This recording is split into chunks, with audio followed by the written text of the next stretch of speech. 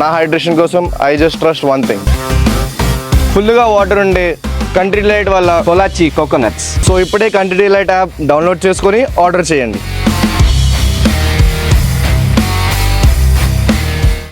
భారత్ పాకిస్తాన్ల మధ్య ఉద్రిక్తతలు కొనసాగుతూ ఉన్నాయి. మరి భారత్ ప్రతీకార దాడి ఏ రేంజ్లో ఉంటుందనే విషయం మీద ప్రపంచ దేశాలు ఆసక్తిగా ఎదురు చూస్తాయి. ఈ నేపథ్యంలో అమెరికా నేతల స్వరాలు, భిన్న రకాల స్వరాలు వినిపిస్తూ ఉన్నాయి సార్. ఒక్కొక్కరు అమెరికాకి భారత్కి సపోర్ట్ చేసేలా మాట్లాడుతూ ఉంటే మరి కొంతమంది పాకిస్తాన్కి ఫేవర్గా మాట్లాడుతూ ఉన్న పరిస్థితి. ఎందుకు ఈ అగ్రరాజ్య నేతలు మాటల్లో ఈ తేడా ఎందుకు సార్? అంటే అది వాస్తవంగా మీరు అన్నట్లు భారత్కు ఫేవర్గా పాకిస్తాన్ ఫేవర్గా మాట్లాడలేదు ఎవరు. పాకిస్తాన్ ఫేవర్గా ఒక్కరు కూడా మాట్లాడలేదు. Let us be very honest. So వాళ్ళు మాట్లాడిన దాంట్లో మీకు భారత్కు ఫేవర్గా కూడా ఎవరు మాట్లాడలేదు. ఒక్క తులసి గబార్డ్ మాత్రం కాస్త ఇండియన్ స్టాండ్ పాయింట్ను సమర్థించింది. పాకిస్తాన్ స్టాండ్ పాయింట్ ఎవరు సమర్థించలేదు. మీకు ఇప్పటికీ డొనాల్డ్ ట్రంప్ మాట్లాడాడు, విదేశాంగ మంత్రి మీకు మార్క్ రుబియో మాట్లాడాడు, వాళ్ళ డైరెక్టర్ ఇంటెలిజెన్స్ తులసి గబార్డ్ మాట్లాడింది, అలాగే డిఫెన్స్ మినిస్టర్ మాట్లాడాడు, వైస్ ప్రెసిడెంట్ జేడీ వ్యాన్స్ మాట్లాడారు. వీళ్ళందరి స్టేట్మెంట్లు చూస్తే ఒకటి తీవ్రవాద ఘటనను ఖండించారు. దీంట్లో ఏముంది, ఎవరైనా ఖండిస్తారు. సో తాలిబానే ఖండించాక ఎవరు ఖండించారు చెప్పారు నాకు. ఆ మాటకంటే పాకిస్తాన్ కూడా ఖండిస్తుంది. ఖండించడానికి ఏముంది, అందువల్ల ఈ తీవ్రవాద ఘటన ఖండించింది అక్కడ వరకు ఓకే.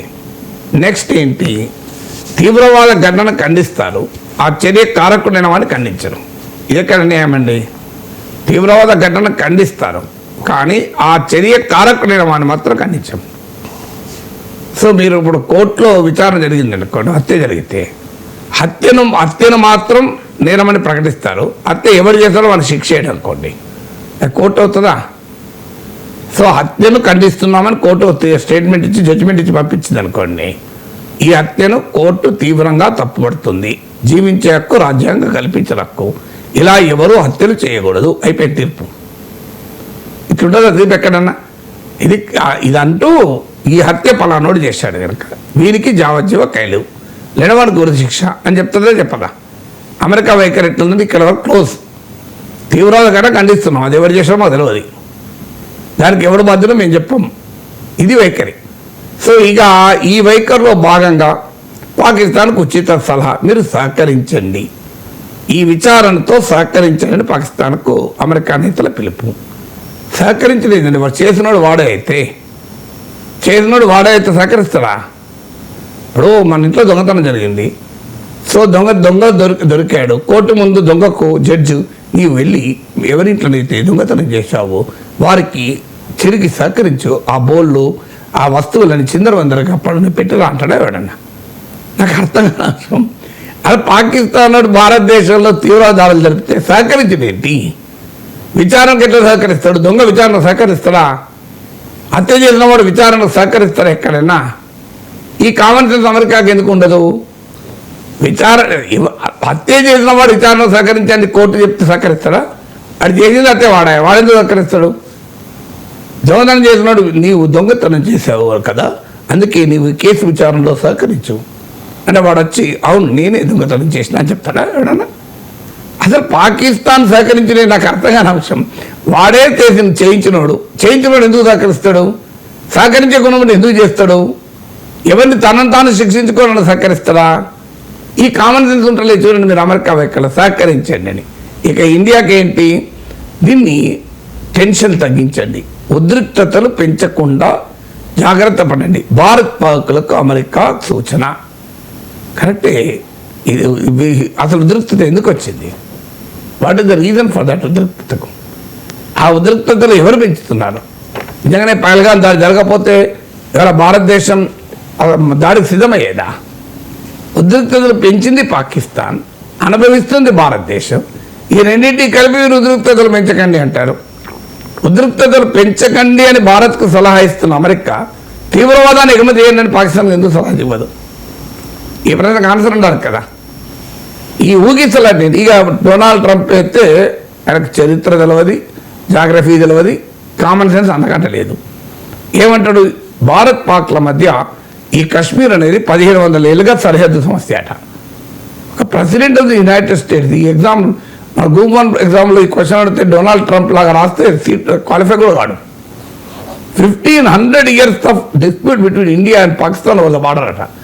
పాకిస్తాన్ ఎప్పుడు ఏర్పడింది? 1947 కదా. 1500 ఏళ్ళ చరిత్ర వివాదం ఎందుకుంటుంది పాకిస్తాన్తో నాకు?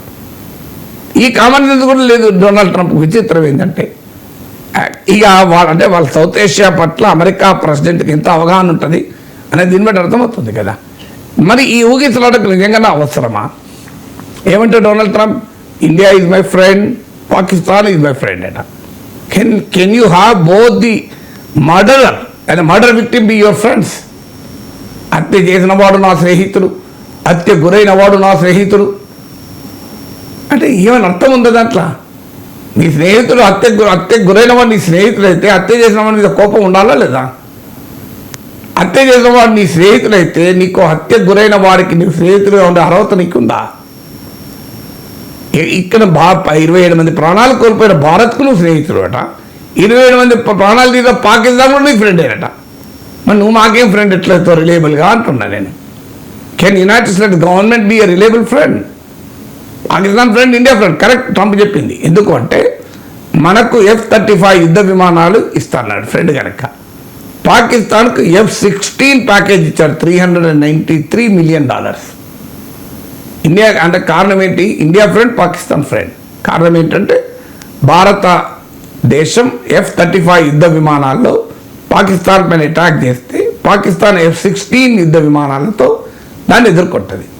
అంటే అమెరికా ఇచ్చిన విమానాలతో ఇండియా, అమెరికా ఇచ్చిన విమానాలతో పాకిస్తాన్ కొట్లాడుకుంటే అమెరికాలో యుద్ధ విమానాల అమ్మకాలు ఆకాశానికి అంటుతాయి. ఎందుకంటే మనమైనా అమెరికా దగ్గర ఉండాల్సిందే, పాకిస్తాన్ అమెరికా ఉండాల్సిందే. అంటే ఈ రెండు దేశాలు యుద్ధం చేసుకుని అమెరికా వ్యాపారం పెరుగుతుంది. ఇది కదా బిజినెస్ మ్యాన్ ట్రంప్.